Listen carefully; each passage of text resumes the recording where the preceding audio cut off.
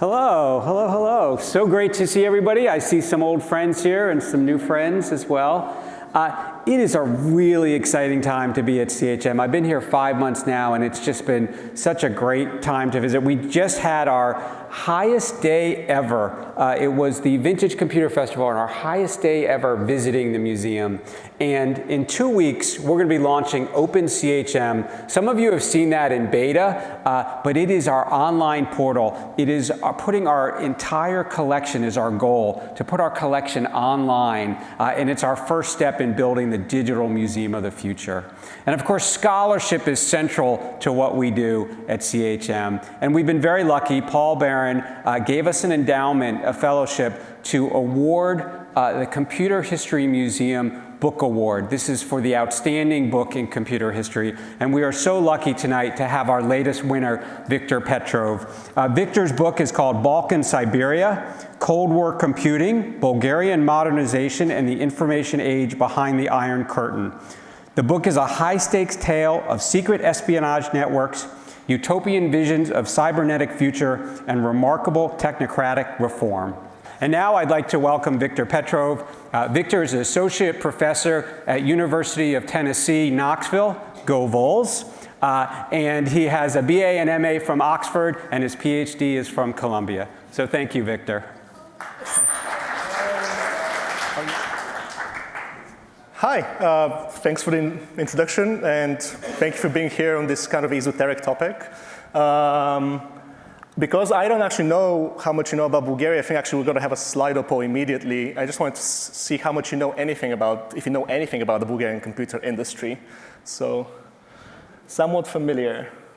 Not even on the map, yep. Yep.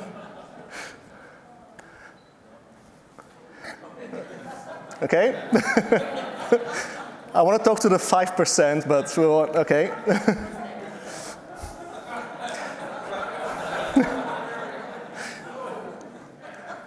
Okay, so should we start with the geography? No, I'm afraid it's too there's not enough time for that. But okay, I will want to talk to the 10% who know how to assemble a Pravets, because I don't. Bulgaria is a small country in Southeast Europe, which had a computer industry, and maybe I can walk off now, but no. I'm going to start the story here. Obviously, what you see here is not a computer, it's a satellite. So in 1981, in August, from Plesetsk, which is about 400 miles north of Moscow, a rocket took off. And on top of that rocket was something called Intercosmos 22 Bulgaria 1300. As you can maybe tell by the name, it was a Bulgarian satellite, and it was sent up to commemorate the 1300th anniversary of the foundation of the Bulgarian state in 681. It was this grand nationalist pageantry that tried to prove not only that Bulgaria was one of the oldest states in Europe, but also to prove that now the Bulgarian Communist Party was controlling a highly technical, advanced society which could even send satellites to space. Obviously, it was full of electronic equipment designed in Bulgaria. It sent data down to Earth, which was sometimes processed by Bulgarian computers, but which almost definitely was stored on Bulgarian hard drives in the Soviet space program. So that's one of the stories that probably shows you that Bulgaria was doing something unexpected. The other one is that by this point, Bulgaria and the Bulgarian Communist Party was proclaiming Bulgaria as kind of like the natural home of computing because of this man, John Vincent Atanasov, a name that I heard a lot when I was a kid, when people would say, don't you know a Bulgarian created the first computer? And when you're 8 and you hear Atanasov and you're Bulgarian, you're like, sure, that sounds Bulgarian, right? That computer is now tucked in the corner down at the exhibit. As you might know, John Atanasov, or as you might not know, was not Bulgarian. His father was. He never really didn't know where Bulgaria was probably until quite late. But he was kind of discovered for Bulgarian computer science in the 60s when obviously there was the patent lawsuits between Sperry Rand and Honeywell. And he basically got adopted by the Bulgarian scientific community, invited to the country. And as you can see now, he's commemorated there, not just as a man, but as this kind of grand father of Bulgarian computing in this kind of electronic schematic. It's in the center of Sofia, the capital. So these kind of stories led me to think, well, why haven't anyone really looked into this industry, which starts from very, very inauspicious beginnings, and then by the mid-80s is quite big in Eastern Europe. This is another way to tell the story. Bulgaria in 1944, when the Bulgarian Communist Party takes over, is one of those very agricultural backward countries of Eastern Europe where over 85% of people are in agriculture, there's very few cities, there's almost no heavy industry. By the 70s and 80s, after a generation of communist rule, the Communist Party is presenting itself as almost the electronic utopia of the Eastern Bloc. About 47% of the export market of the Eastern Bloc in electronics was Bulgarian. So that's kind of a surprising number considering when you're competing not just with the Soviet Union, you're competing with the East Germans, the Czechoslovaks, other countries that are seen as much more advanced industrially and generally. It employed about 215,000 workers in a country of under 9 million, so about 13% of the industrial workforce. It's produced over that in the industrial output of the country and was definitely seen as, presented by the party as something very, very important to its self-image and also to the world. Especially in hard currency, it was bringing in a lot of hard currency, sometimes in dollars, but mostly in non-convertible rubles, which we'll get to, right? So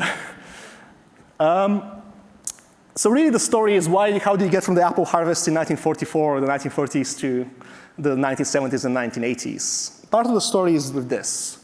Another acronym that I'm not going to ask you if you know, COMECON, or the Council for Mutual Economic Assistance, which was basically the Soviet-led socialist counterpart of the European community about economic cooperation in the socialist countries. And as you can see, there's member states in places like Vietnam, Cuba, observer states in Africa, which creates the possibility of a fairly giant market out there, right?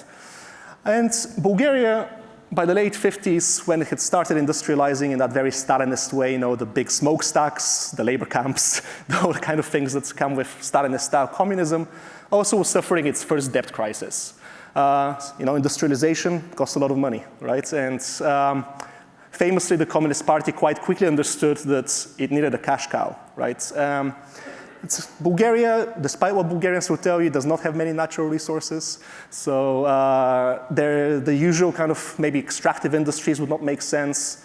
So the Communist Party was looking for something that maybe requires just more investment in capital and labor rather than necessarily in resources which the country was lacking. Suffering this debt crisis, then it started looking at what kind of industries were potentially there for the picking. And then comes in a man, you can see here, Professor Ivan Popov. When you speak to any Bulgarian engineers, any computer engineers, any computer scientists, that is the one name they'll always bring up. It's always, he's the father. He's the father of it all. Ivan Popov was not an electronics engineer. He was trained before World War II in electrical engineering, but he was trained in France. He had a network, in that sense, before communism in Western Europe. He had an impeccable communist pedigree, which is very important in communist Bulgaria, of course. His brother was shot by the non-communist, the monarchist, fascist police in the 1940s. And Ivan Popov himself spent time of the war joining the Hungarian Communist Party and other places. So in the 1950s, he was doing a PhD in electrical engineering in East Germany and came to the attention of Todor Zhivkov, who is the Bulgarian communist leader, the head of the party, the head honcho. And basically, being told by his East German comrades that they have this Bulgarian who is very, very, very much aware of what's happening out there, he starts speaking to him, and Ivan Popov is the man who managed to convince Zhivkov that Bulgaria does not have iron, it doesn't have gold, it doesn't have diamonds, but it does have an advantage because no one in Eastern Europe is mass producing computers, right? The Soviets are producing computers, but they're in small runs and usually tied to the military, right? So this is the technology of the future, and if you invest now, and if you find the licenses, or not, as we'll see, you might be able to leapfrog the Romanians, the Czechs, the Poles, etc., all these other countries, which by this point in 1960 have at least one domestically produced or designed computer, right? So Ivan Popov manages to convince Zhivkov that there is kind of a niche that you can take. Zhivkov, in his memoirs, really credits not so much Ivan Popov, because Zhivkov is one of those men who would never credit anyone else with a good idea, because that's the kind of man he is. He credits his visit to the World Expo in Osaka in Japan in 1970 for his vision of Bulgaria, because Bulgaria builds this pavilion. It's very well visited. Bulgaria presents certain things, including its first calculators that you'll see in a minute. But Zhivkov sees this Japan and thinks that Bulgaria can be a mini Japan, right? This is a country which is, in his head, is not doing capitalism, it's not doing communism, it's doing a third way. I'm not saying Zhivkov really understands the nuances of political economy, but that's what he says. Bulgaria can be like Japan. You can reverse engineer, and then you can maybe take a step forward. So he comes back, supposedly in his memoirs, and starts the industry. This industry, however, had already started in the early 60s, because he and the Communist Party had listened to Ivan Popov, invest about 120 million levs in building up institutes and building up factories and sending the first batches of Bulgarian students to study cybernetics or electronic engineering in Moscow, Dresden, and East Berlin, right? So the very first Bulgarian computer is this, the Vitusha. Seeing that you don't know where Bulgaria is on a map, I'm not going to ask you what Vitusha is. Vitusha is the mountain you see in Sofia if you look out of any window in Sofia. It's the mountain just hanging over the city, right? And Vitusha was just a proof of concept in many ways. It was helped massively by a team from Romania. It's actually quite a functional copy of a Romanian computer, the CIFA-1. And as you can see, it's one of those, it's made of vacuum lamps and tubes. But it was just really a school for a lot of engineers and a lot of scientists who have heard about computing in 1962, 1963, but had not ever touched it.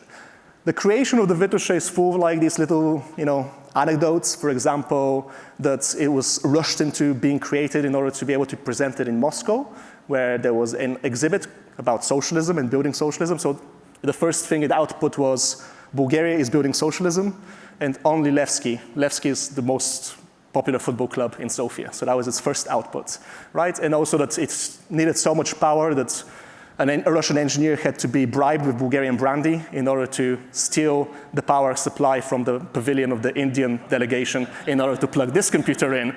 But anything for socialist fraternity, right? Apparently in Moscow in 1963.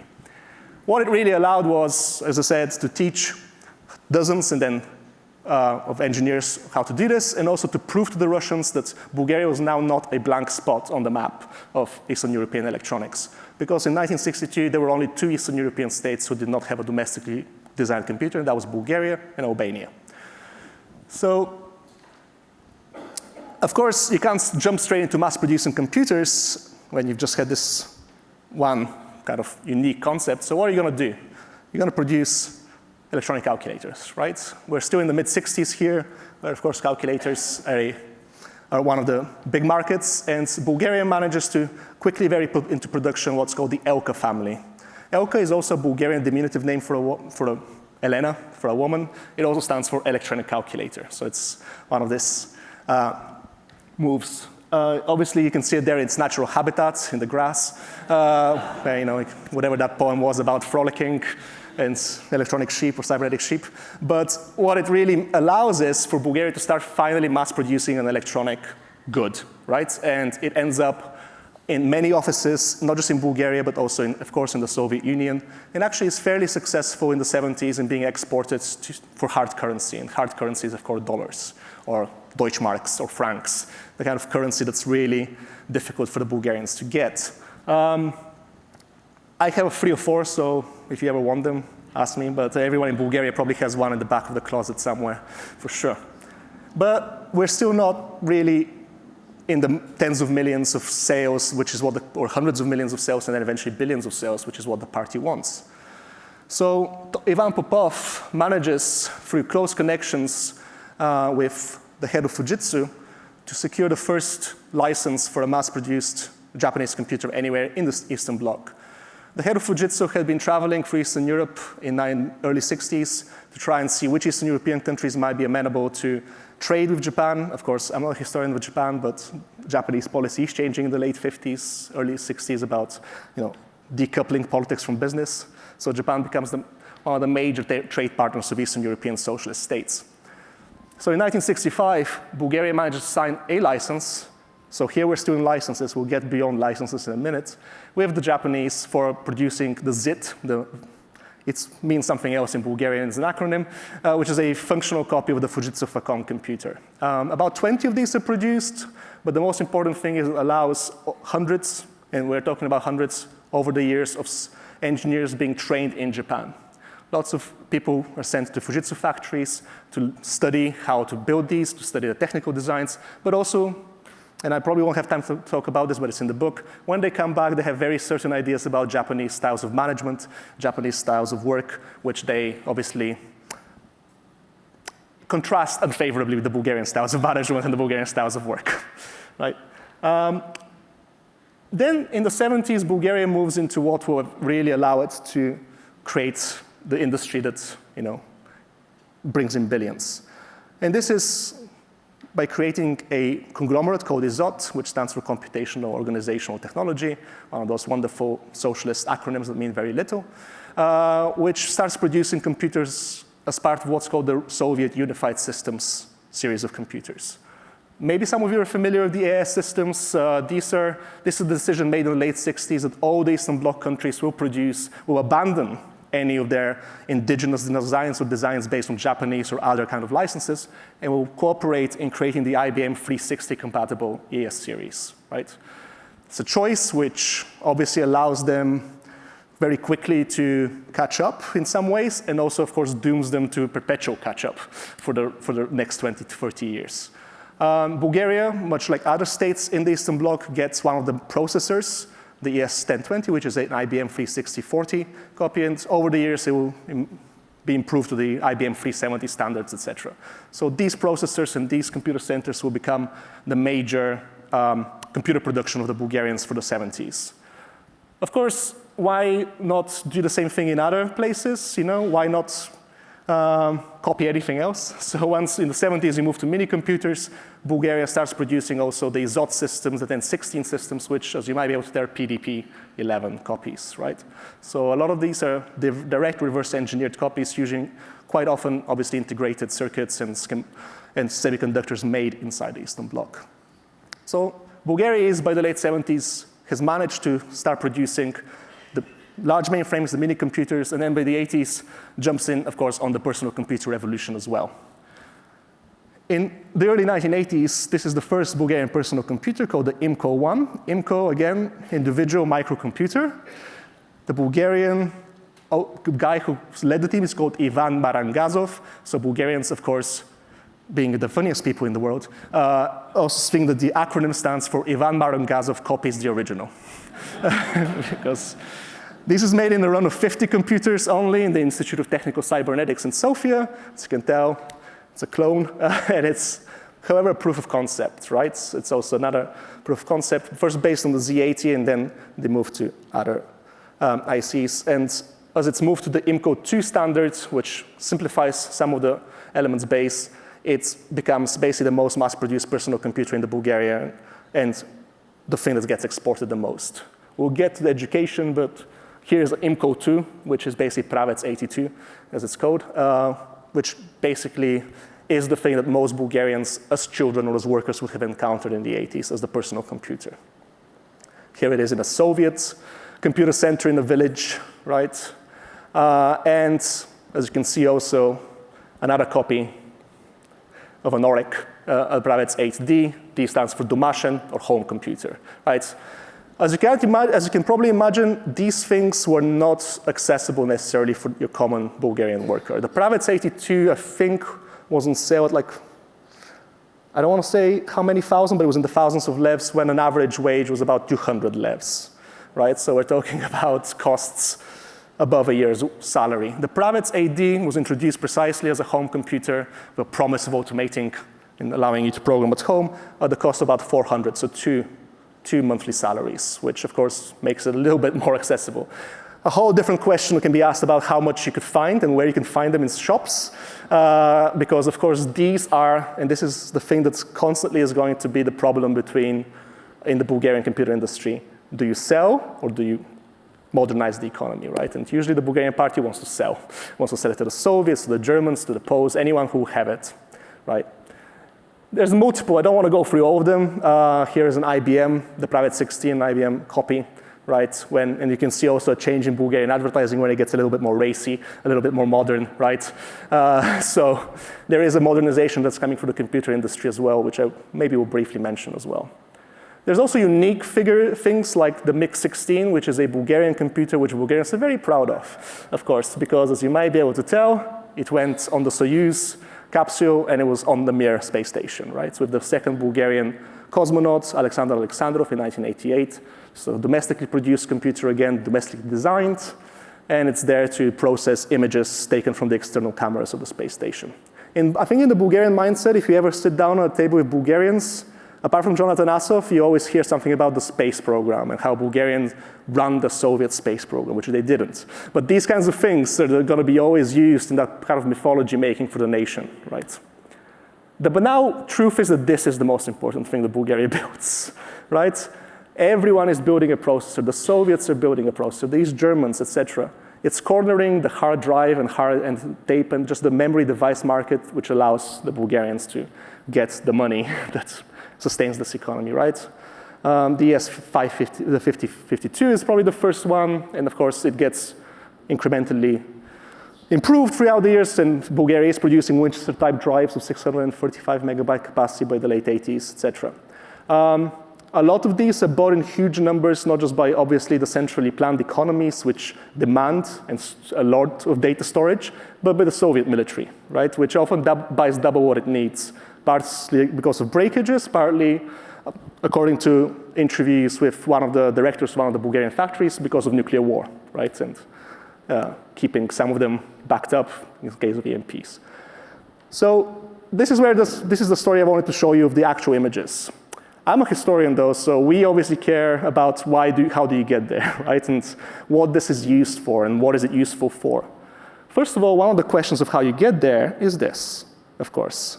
The Japanese are giving you licenses, there is some licensing, but Bulgaria is operating under an embargo, as all the Eastern European states are. And electronics is second only to nuclear secrets in the embargoes, right? This is the kind of stuff that US companies, British companies, etc., is not supposed to sell to the Bulgarians.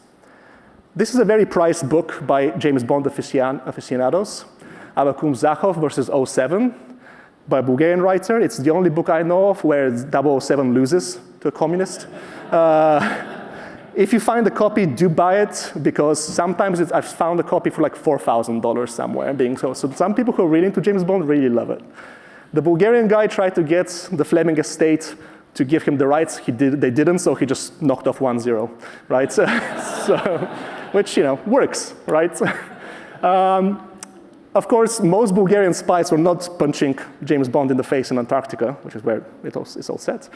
No spoilers. Most Bulgarian spies were actually, by the 80s especially, in the service of this, basically, of the electronic industry. Very early on, and I'm just going to quote it because I can't remember the quotes, because communists don't quite often have quite long-winded quotes. The Minister of the Interior in charge of Bulgarian state security says this in 1972. What political processes there are in capitalist countries, I have no affinity for this and I do not care. For our intelligence workers to circle around political questions, that is playing at intelligence, it's a waste of power, it's a waste of capital. There are new times in intelligence work. Gone is the time of separate national intelligences. Now other powers solve big questions. For us, that's the USSR and its rockets, right? So why go around stealing political and military secrets when you can put your intelligence services in service of your civilian economy? And very quickly, people like Ivan Popov are actually also seen as the father of scientific intelligence in Bulgaria. The civilian economy and the civilian leaders of the industry pass on annual plans to the intelligence services in order for what's to be procured. A lot of these intelligence service documents were code, obviously, in the early 90s, but enough is left that you can tell that in some years, up to 70% of all the work of scientific intelligence in Bulgaria was on electronics. As in, that's all they cared about, right? That is what you go and steal or you go and procure, right? A lot of the actual mission documents are gone. Those are the first ones to go, of course. But there is enough evidence left, for example, of one operation when, after the Carnation Revolution in Portugal in '74, a unnamed American company that has a hard drive factory there is trying to sell it off or close it because it's afraid of a potential communist takeover of Portugal. And a Bulgarian front company for state security buys it and needs one chartered 747, two 18-wheelers, and a few diplomatic cars to ferry all the bits and pieces and the technical assistance, right? So in that question, that you can ask where the hell is the Iron Curtain in that sense. There is no Iron Curtain because a lot of work goes into this. I'm not saying that these men, and they're usually men, didn't fail often and this didn't cost a lot of money. As again, another engineer says, of course, COCOM, the embargo, was just a way for them to make us pay $1 million for something that cost $200,000, which is another way that maybe the economy gets bankrupted. But it did work in the sense of it allowed the Bulgarian civilian economy to be quite well kept abreast of what's happening in the West, and quite often to procure what's in the West. I think maybe there's another Slido question as well, because I think a lot of people, when you ask them about communists and computers or high technology, they would think it's spying. Spying is the most important story. So I wondered exactly if you think, well, yeah, you're thinking like a historian. That's exactly what we say. It's so complicated, right? It's 1 and 2. And I'm interested in that because I feel like there is something to be said that, so let me put it this way. When you talk to Bulgarians, it goes in 1 or 2 ways. Either like we stole everything and we should never consider the computer economy and the computer industry as important. And the other, so like it doesn't matter if we steal things. When I've talked to people elsewhere in the world, of course, they quite often say like, of course we're all doing this anyway. Industrial espionage is a part of the game between computer companies themselves anyway. So this is not that actually an interesting question to ask.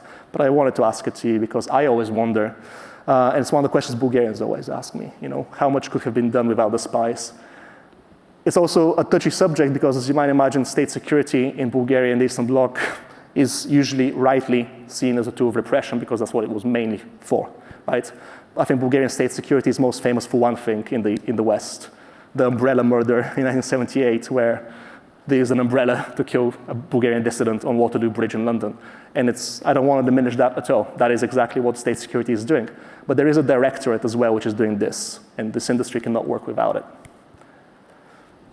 The other thing as I was writing this and I was researching this was trying to think, well, of course, Bulgarians are not just selling to the Soviets.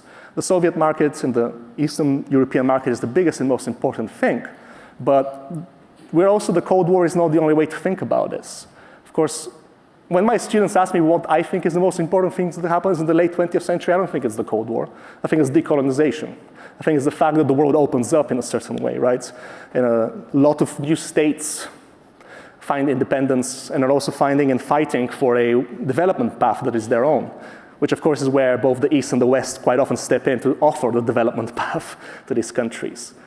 And especially after 1960, when the Soviets and the Chinese have a little spat, let's say, the sign of Soviet split, in Asia, the biggest market that Bulgarians and Eastern European countries focus on is, of course, the other biggest Asian state, India. The Bulgarian industry, when you look at the archives, is actually exporting to Mozambique, Egypt, Iraq, Libya, about 54 states. But I wanted to focus on the Indian state because it was the biggest potential market. And because here you can see how the embargo can be opened up in different ways again. Because I'm only using that word because that's how they obviously talked about it in the archives. The third world, which I'm not a big fan of as a word, is where they meet the first, like on the ground, right? Because in India, Bulgaria has to compete with IBM until the 70s, the Japanese, the Soviets themselves. There's a lot of inter-socialist competition there, right? And some of the ways that the Bulgarians can work in the Soviet Union are not gonna work the same ways in India, right? One of the reasons the Bulgarians make so much money off the Soviet Union is because communists love 5-year plans, right? So you set the price in 1970, and the Soviets are still paying that price in 1975. I don't need to tell you that electronics don't keep their price for 5 years in that particular way, right? The Soviets hate it, and they managed to change it in the later 70s, but this allows the Bulgarians to make a lot of money. India does not operate in that way, right? So here Bulgaria has to learn how to market itself. It has to learn how to negotiate it. And I think the electronic industry here becomes one of those conduits for capitalism or capitalist thinking and ways of doing business which are just not anyone in Bulgaria would have known in the 70s. When Bulgaria tries to enter the Indian market in 1969, the documents of the Bulgarian embassy in India become the most fun documents you can ever read. I know that this sounds strange. Maybe I spent too much time in the archives and I got, brainworms. But they're just basically a constant stream of criticism, and they don't pull any punches. Like, you don't even know what language people speak here, which is true, because all the manuals were sent in Russian, right? You don't know what user, you don't even know what a user is, because you haven't even really thought about users and what different companies in India or different universities might need. You sent us a computer where the paint was actually on the screen itself, because the Soviet Union cannot really return those computers, but the Indians can, right? So actually by the mid-70s, the representatives in places like India, but especially in India, are the ones who managed to push the factories back home and the design bureaus back home. First of all, to think about industrial aesthetics, to start translating manuals and programs and the actual marketing material into languages like English or Spanish for other markets or Arabic for other markets, etc. And actually, Bulgaria starts scoring certain successes. For example, the computer center of Jawaharlal Nehru University in Delhi is equipped with Bulgarian computers in 1973, which is a big strike for the Bulgarians. By the 80s, they're managing to sell their personal computers to centers and education programs. I don't think I have much time to talk about Adil Shariar, who is quite a controversial figure. He's kind of involved in a fair bit of Indian corruption in the 80s, etc. But I would argue that if you look at how the Bulgarians deal with him and use him to get Bulgarian computers into India, they're becoming very perfect capitalists. They know exactly how to work this. And actually, I feel that the third world free computing allows Bulgarians to learn how to market themselves, which is quite an important thing that computers do for Bulgarians. Bulgarians are also communists at this point. Not now. Most, I think. So they're thinking exactly about what to do with the computers themselves, of course. And as a historian, I'm very interested in, of course, how computers and cybernetics and the whole idea of electronization impacts society, but also through the prism of socialism, right? Bulgarians are also producing robots by the early 80s, again, quite often on Japanese licenses.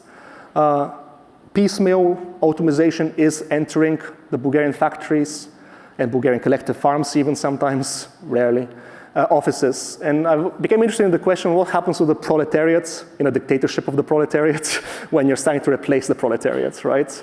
Especially when you read the Bulgarian Communist Party, and so often the person they hate the most is the Bulgarian worker, because everything that's bad about Bulgarian production is blamed on the worker, not on the system, right? So it's the worker who sleeps on the job, it's the worker who pilfers the petty change, right? So who is a better worker than the Bulgarian worker than the Bulgarian robot, right? So all this is trying to be harnessed into a non-market reform of the economy, right? Computers, the Bulgarian Communist Party, which I have to remind you, a lot of the Politburo are not like Ivan Popov.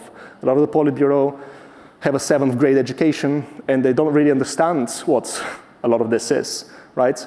But what is being sold to them is a story that we've seen in the Soviet Union and in other places where computer networks are supposed to, in some ways, kickstart the reform of the economy that Bulgaria is so much wanting by the 70s, when the extensive period of economic growth is over and you're looking for intensive growth, right? So the idea, obviously, of connecting individual computer users to territorial centers and then those territorial centers to Sofia is sold to the party and in the party's mindset as a way of getting rid of the subjective factor, as they call it, subjective numbers, subjective usage, find the bottlenecks in the economy and, reform them and address them. But of course, the problem is, as we all know, all the subjective factors input into the system are still the subjective factors by the subjective socialist managers who are still trying to hide the ways that they're pilfering the small change or the bigger change of Bulgarian enterprises. So but even by the 80s, even someone like Zhivkov understands that this is not working, and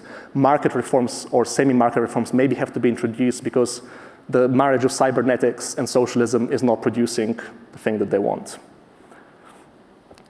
I didn't want to just care about the party. I wanted to move below and start looking at what people are experiencing when the robots and the personal computers especially entered the workplace.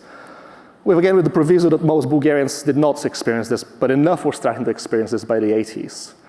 As you might imagine, a lot of the things we still care about and we still think about, like psychological anxiety, physical strains, all these things are highlighted in the socialist literature.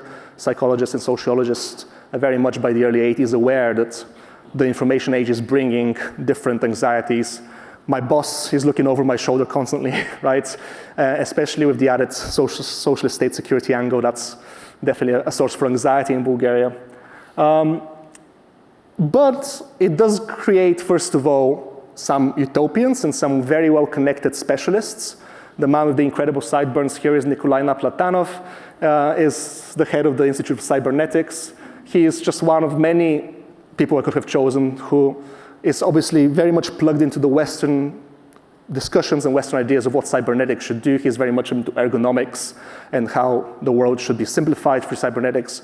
He's a man who actually specializes in Stanford and Caltech in 1973. So he's very much abreast of what's happening in the West. And I think this is another thing to think about, how the Eastern Europeans are not as isolated as we might think that they are, if they have the right connections. Because this guy also has the right connections. He himself is a partisan during World War II. He was a resistance fighter against communism. But of course, there's also a lot of sabotage, right? The Bulgarian worker does not like the Bulgarian computer quite often. That is very hard to find in the archives, but there are a couple of survivors. One is about the first computerized supermarket in Bulgaria, which had electronic tills connected to a computer which was looking at the inventory. Someone had poured water over it the very first evening when the supermarket was closed, but it was waterproofed enough, but the whole supermarket burned down by Saturday. So it's one way to get rid of the problem of the black market and the gray economy, right? So supermarket workers are some of the people who can procure the sugar from the back, right, and sell it on the black market. This is stopping them. This is another one. I managed to speak to the man closest to the edge of the photo, Victor Petrov, the one with his shirt on. He was a deputy director of the Institute of Cybernetics, and he designed the first automated mine in Bulgaria. He talks about how very quickly this mine, copper mine, where a central computer was created for the dispatch, but also trackers were put on the trucks. Very quickly they found it stopped working because all the transmitters in the mine were accidentally run over by the trucks. So they sent a graduate student to a tank factory to create armored boxes, and suddenly it was fixed. Of course, his interpretation is, of course, that dispatch and truckers quite often had personal, French, or romantic relationships, which allowed certain dispatchers to send certain workers to the better parts of the mine, et cetera, et cetera. So again, you can see these caricatures are from the 1980s. They are from socialism itself, the guy who wants to break the computer. The workers themselves were taken into their own hands, right? I'll probably have to rush for you, because maybe I get bored easily, so the book kind of jumps from different place to different place in that sense. This engineering computing program also gets dovetails to a very peculiar 70s, 80s Bulgarian cultural program led by a woman called Ludmila Zhivkova, who was Todor Zhivkov's daughter. She was very much into philosophy, yoga, astrobiology. She had very non-Marxist views, and she was very interested in the next generation being trained in beauty and aesthetics, in a very specific non-socialist actually way of training the next generation. Lots of computer specialists went in on this and tried to present cybernetics and computers as actually the way to create this multifaceted Renaissance man of socialism that Zhivkova wanted.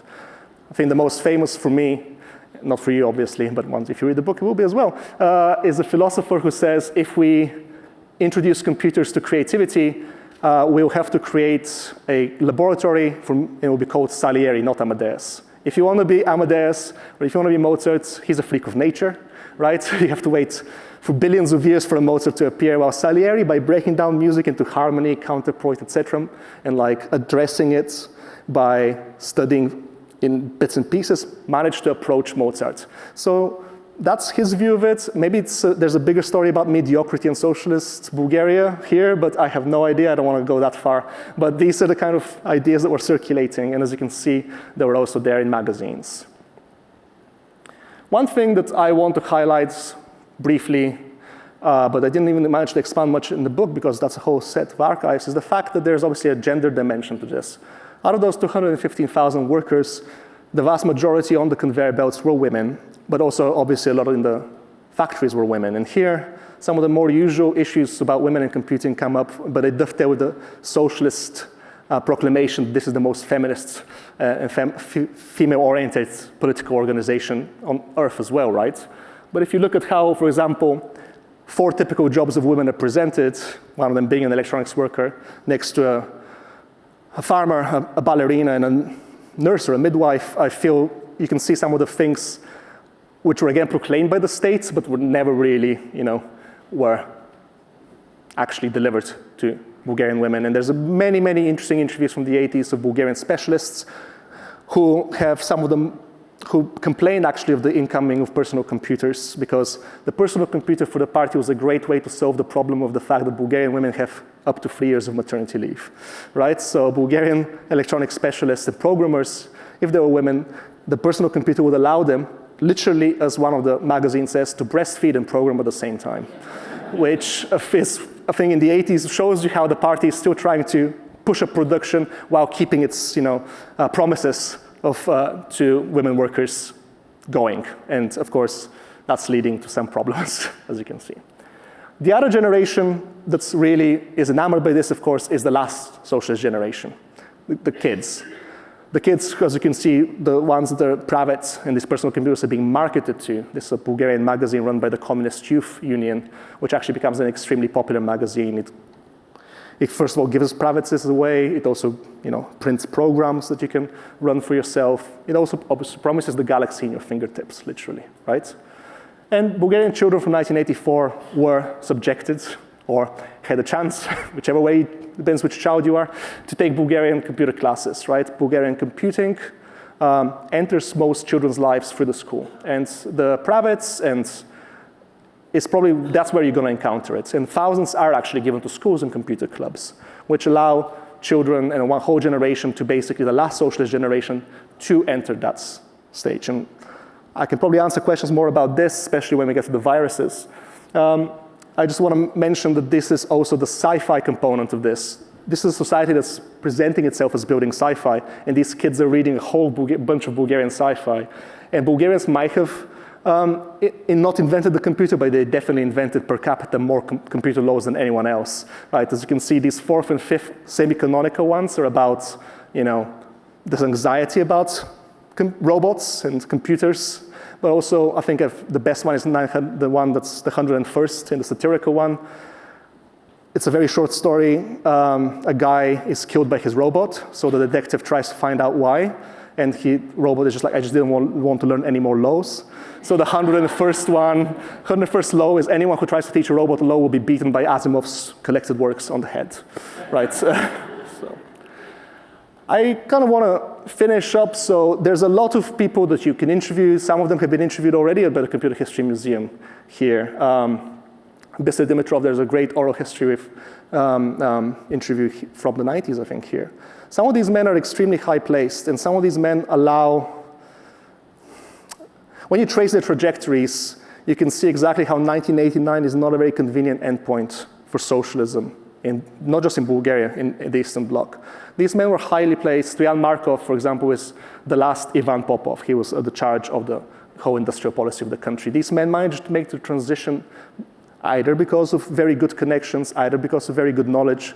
As you can see by the picture of Plamen Vachkov, they don't look like communists in the old way as well, right? And when you interview them, they do present themselves as a new kind of managers.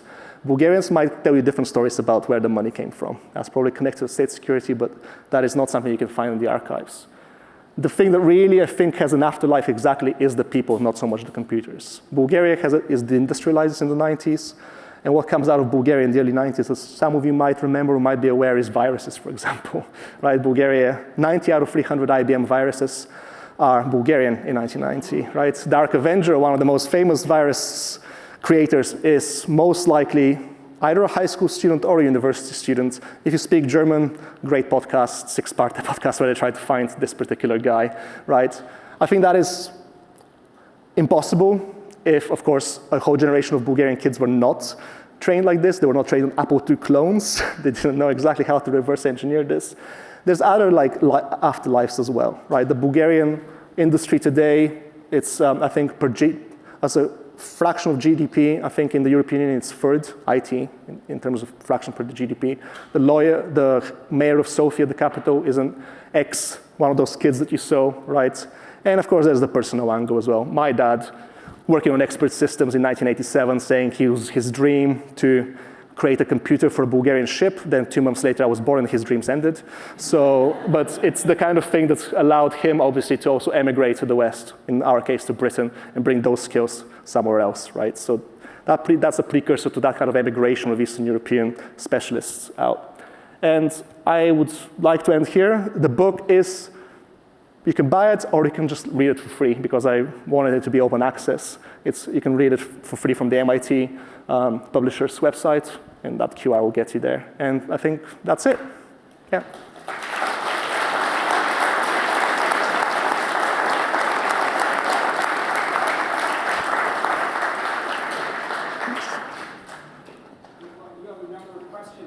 I do have a number of questions. Yeah. Too many.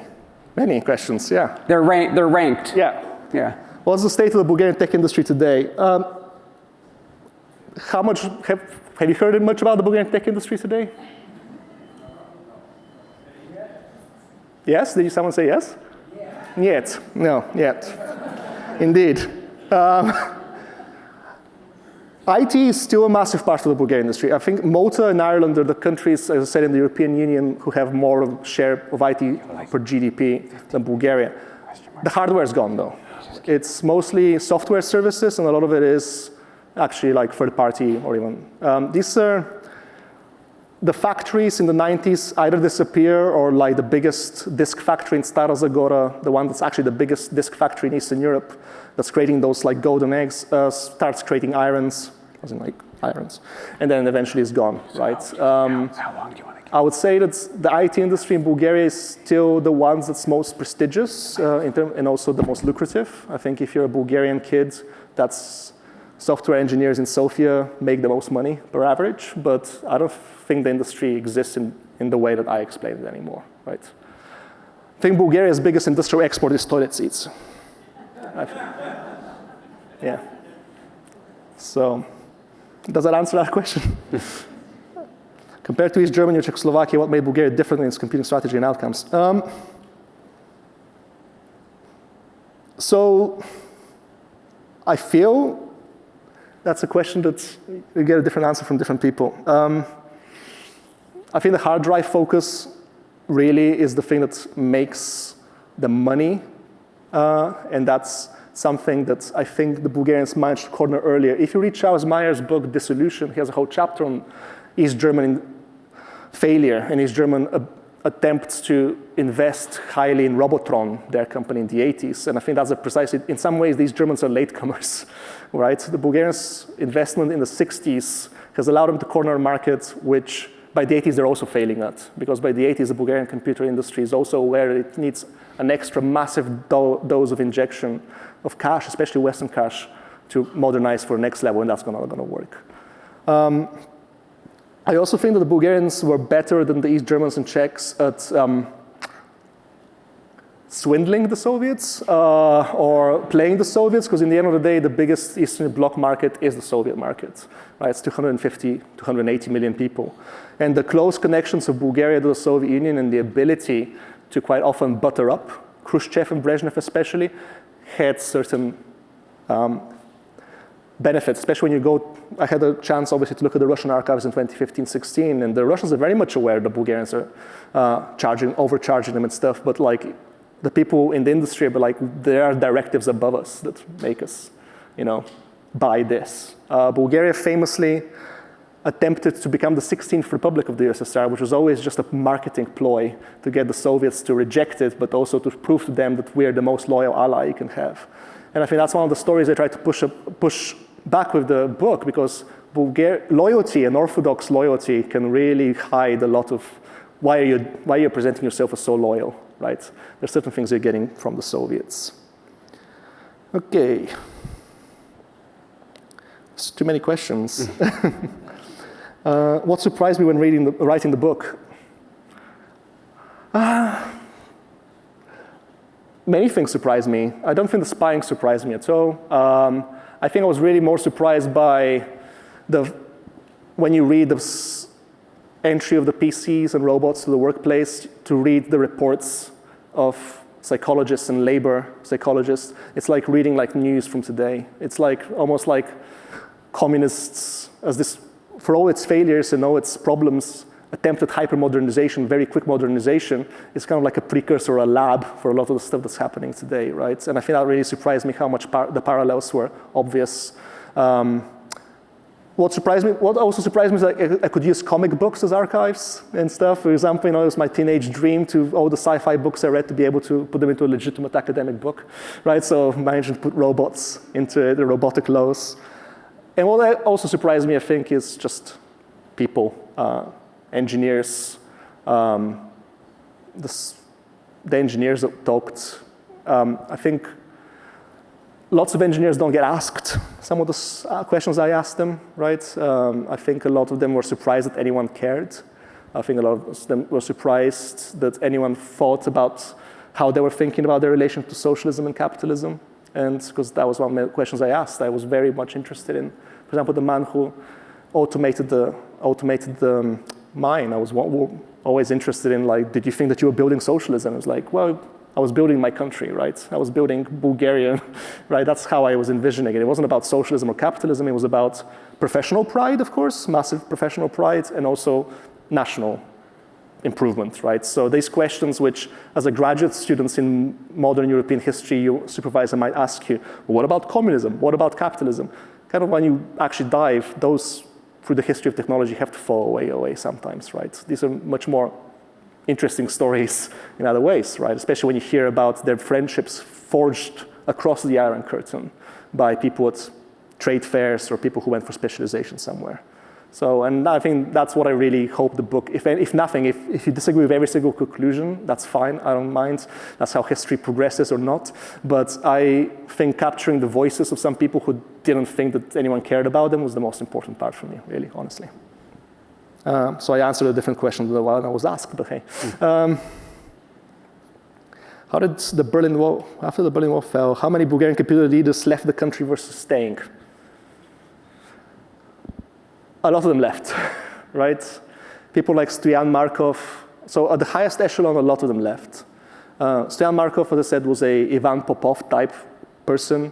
He left for London. He worked in CERN for a while. He only comes back in the mid-2000s after the Bulgarian Socialist Party, which is the renamed Bulgarian Communist Party, comes back into power, right? So a lot of them, and that's why I think I want to be careful about drawing expert connections, but some of these men are the people who are in charge of state security intelligence services as well.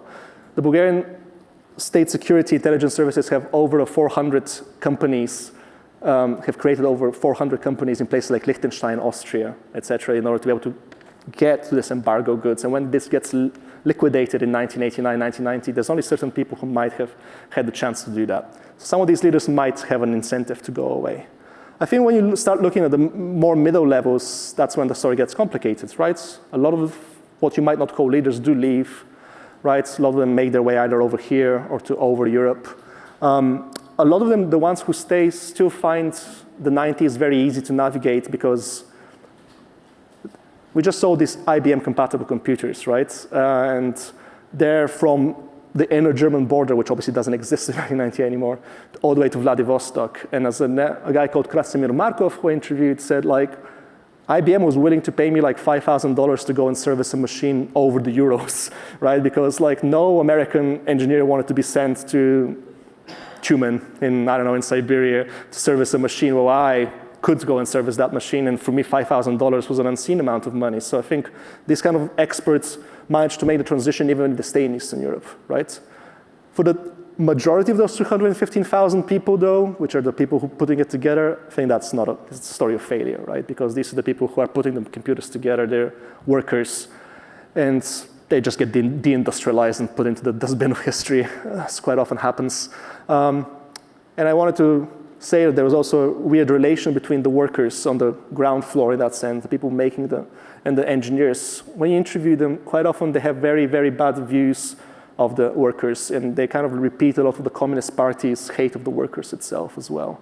And one of the famous phrases from that is when I interviewed one of them, he was like, he was an academician, hero of socialist labor, so a man who designed these things, and he said, like, well, what did you expect that our computers wouldn't fail? The workers smelled of peppers, As in, like, this whole idea of they're just like ripped up from the land recently, industrialized and put into these factories, and anything that they can't put together, it's their failure, which, you know.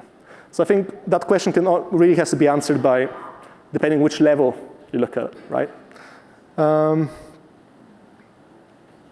How did Bulgarian computer industry interact with telecommunications, e.g. phone networks, data transmission, as digital infrastructure was being built? One of the bigger problems of things like that network not working is precisely because the telephone network in these countries was just atrocious, right? If you've read this book by Benjamin Peterson, How Not to Network a Nation, which is about the Soviet internet, it's one of the big problems. The Soviet internet is relying on, or not relying on telephone lines, which either don't exist or from such basic technology, from pre-war technology, right? The Bulgarians tried to buy the technology for cross-points and other kind of telecommunications improvements, and they managed to introduce them. And they start creating STEL telecommunications and teleprocessing systems in a factory in Veliko Trnovo. So I think Bulgaria, again, as being a latecomer, helps because it can jump a few levels ahead, right? One of the things there's a great book, great maybe is relative speaking, called The Advantages of Economic Backwardness by a guy called Alexander Geshrenko, written in the 60s, and he talks precisely about that. It's best to start from a very low base, maybe like jump 3 levels of development ahead rather than do them incrementally. And the Bulgarians by the 80s managed to get freedom a bit. Gaming, of course, I was expecting a gaming question. Were there any Bulgarian contributions to early computer graphics, gaming, or user interfaces, or was the focus mainly industrial and scientific? No. So, plenty of Bulgarian computer games, plenty of them made for these things, but I wouldn't say, the story is not quite heroic in that sense. Industrial aesthetics and industrial computer graphics really comes in too late in the game. I think my dad, famously to me, he always was like, I should have just, why was it bothering about expert systems and artificial intelligence? I should have done computer graphics, right? That's where the money should have been, right? Very little of this is done. I think very little. And there is, much like in other Eastern European countries, there is a hobbyist community. There are computer games created. I think the most sold one in Bulgaria is called something Sea Battle, which is like you're just bombing ships, but it's not really. It's not really on the level which, let's say, Jaroslav Svelch talks about in this great book called Gaming the Iron Curtain, which I highly recommend, about Czech kids gaming, etc. So, sorry Bulgarians if you're watching, but no.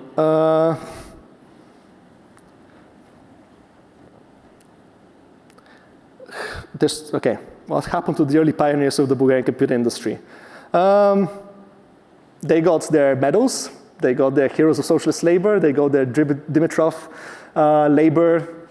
Dimitrov is the Bulgarian communist leader, and they got the high state prize in the 70s and 80s, and then in the 90s, if you go there, it's great for me because they're all in the same place to be interviewed, but it's, at the edge of Sofia, there's the main Izot factory. It's huge. It's this just gigantic space and gigantic conglomeration of buildings where now there's about 300 to 350 small firms, which are mostly putting together components made in China, et cetera, for French companies, et cetera. A lot of these, I managed to, in the canteen, the old socialist-style canteen, that's where I interviewed some of the men who got, for example, the prize for the first Bulgarian magnetic tapes. They're still working there in small companies that they lead, which are mostly putting together Chinese components, right? So in that sense, they're nowhere, right? Or they're deindustrialized as well, right? So, yeah, I think that's about it. Yeah, thank you, Victor. Yeah.